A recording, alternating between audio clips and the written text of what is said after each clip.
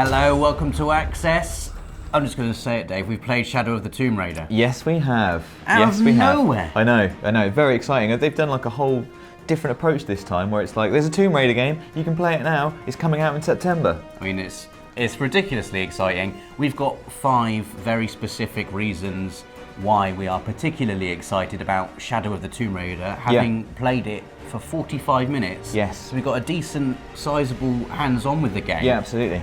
The first reason we're very excited are the tombs. Tombs are back. I mean, the tombs have been in the 2 previous games, Of but in course. like a slightly smaller scale, especially to what we were used to on PS1 when the whole game was raiding tombs. Exactly. Well, it is Tomb Raider, isn't it? Yes. The clue's in the name, and I think it was important for them. I mean, they've said, and we might come onto this, that this is this sort of Lara's defining moment, and she's sort of becoming the Tomb Raider finally. Like the end of this trilogy of games, and so it feels important, that tombs are kind of like at the forefront of that. Yeah. And so actually, what we played was raiding a tomb. Yeah. And it was big. It was vast, actually. And that was the key thing about it, is that it was a good 20 minutes or so of just no enemies, no one to sneak past, no one to shoot at, just traversal, exploring, nothing and supernatural, puzzling your way through this old, very beautiful tomb. Yeah, and I personally, that's my favourite kind of like aspect of Tomb Raider. Is being in this like amazing, like ancient place that no one has seen for thousands of years, wondering, what was its purpose, why was it here, and puzzling basically, whether it's like traversal or a riddle or some pictograms or something. Like I love all of that. I got stuck on a bit for a good 5 minutes. Perfect. And I thought, this is almost like the old Tomb Raider. I mean, in the old Tomb Raider, I would get stuck forever. Yeah. Like I didn't finish them because I was not good enough to do the puzzles. Yeah. But this time it did feel there was a lot of lining up jumps, trying to work out where you had to leap to. Yeah. Little traversal puzzles where you get your pickaxe and you get it into the rock, and then you have to rappel down and use it to swing and use it to wall run. I liked using the sort of rope arrows. So Lara could use rope arrows. First of all, she could make, like in the previous game, she could make kind of like rope bridges or whatever that she could go across. But she was using it to pull like little carts up hills, like physics-based puzzles. Yeah. You'd need to ram a cart through a wooden wall or something, cool bit. or make it as a weight to weigh down something so that you can lift up a platform and then jump across. I mean, she used the rope arrow to attach a winch to a certain thing, and then she'd turn the winch and the rope would be connected and it would pull the thing up. And then you could also cut this and attach it to other things to winch them along. There was a whole puzzle around that. It's that perfect like level of puzzling where like you might get stuck for a couple of minutes, but then you will overcome it, and then you feel smart. Yes. And then maybe you'll tell someone about it, and you realise actually it was really easy. I like it when games make me feel smart. That's the trick. That's the trick. I don't want it. It can't be something that's actually terribly smart, because I just wouldn't get it. Yeah. I mean, it was perfectly pitched, I think, in that it made me feel smart, because the old Tomb Raider games made me feel stupid. Yeah. Because I failed. Yeah. I was just a child, couldn't do it. Anyway, the second reason I'm particularly excited is Lara's character has been on quite a journey certainly over Tomb Raider, Rise of the Tomb Raider, and now Shadow.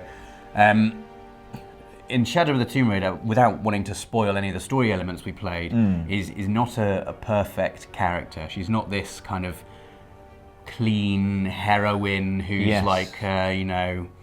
is always right. She's not always right, and there's a little bit of tension between Jonas and her that we saw with regards to some of Lara's actions that she does. Yes. She's maybe getting too lost in herself. She's maybe getting too obsessed with finishing her father's work, and it's not really thinking about anything outside of that. Yeah, it's very interesting actually, because I think even in Tomb Raider, the first game in the trilogy, although she was effectively just a normal woman who kind of was thrust into this incredible situation and she had to like survive, she was very much the heroine. She was very much doing the right thing, like you trusted in her even though she was like learning to trust herself or whatever. And her instincts were good. In this one, and I guess without wanting to say exactly what happens, Lara maybe makes a mistake.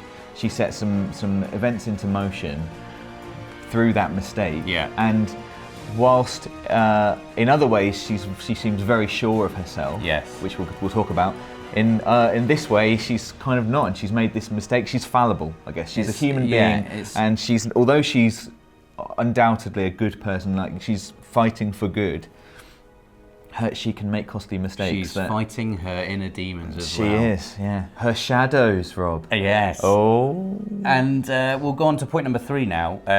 We said she wasn't sure of herself in terms of maybe her emotional state, her mental state. What she is sure of herself is her physical prowess. Abilities, yeah. I mean, she's felt great to control, but it really did feel like you were controlling just a very accomplished badass in this game. She's not learning anymore. No. She's not learning now. Like Lara, she knows what she's doing. She knows her equipment. You know, she's got her bow and arrow. She's got her axe, her pickaxe. Yeah. She's rappelling. She's making like rope bridges. But particularly in combat, especially. Well, I mean, traversal was amazing. But and everything felt, you know, great. She still, you know, slips and things. You have those little quick time events where you've got to grab back on or she's going to fall off. But in combat, I really felt now that she's like a lethal presence. She's not sort of accidentally or like, oh, a bit squeamish. Oh, I've got to kill this guy. She, you know, you can do stealth takedowns from out of bushes and things. I loved that. And you could like sneak along vines. You could use vines on walls and kind of almost like Homer Simpson in that famous gif, just back into the bush and just kill people from the shadows. Very much so. And but in a really accomplished, you know, like a sort of assassin. This is a proper assassination. Yeah, there's no kind of like grappling and clump. It's just I guess, you know, over the 2 previous games, she's killed quite a few men now.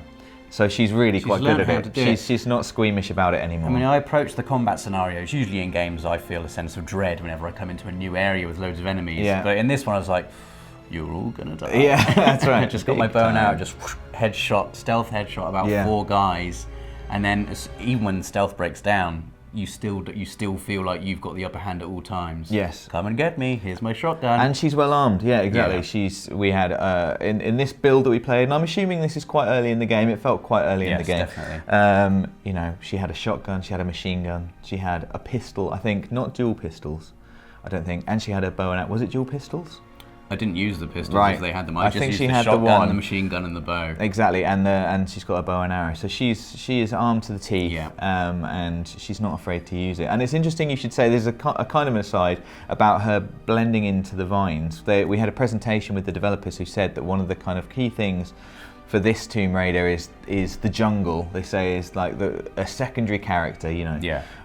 And Lara is very accomplished, very resourceful. She is at home in the jungle and she uses it to her advantage, whether it is kind of hiding in it, and I think there'll be lots more examples of that in the game, but that was interesting to me. Number 4, Dave, this is more of a story-related thing. Yeah.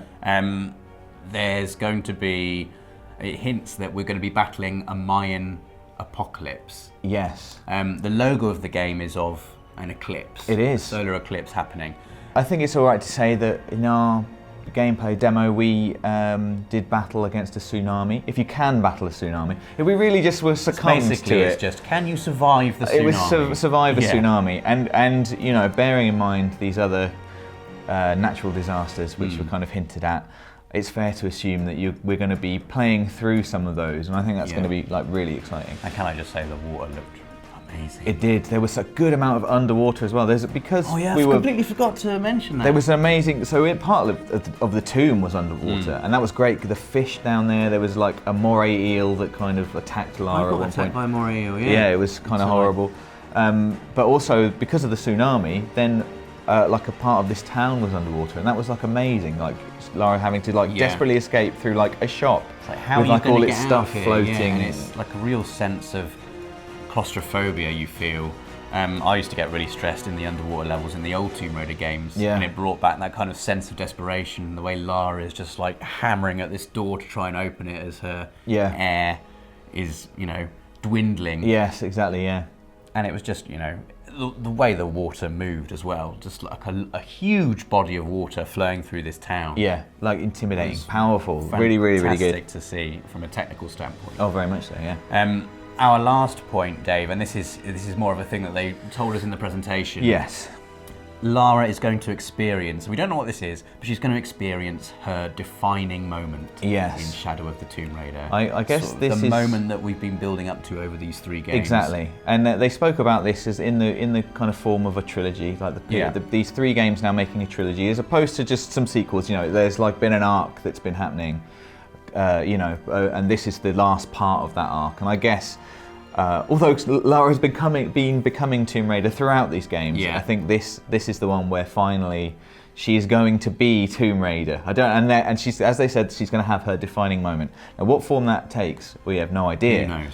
But it's like a little hook, isn't it?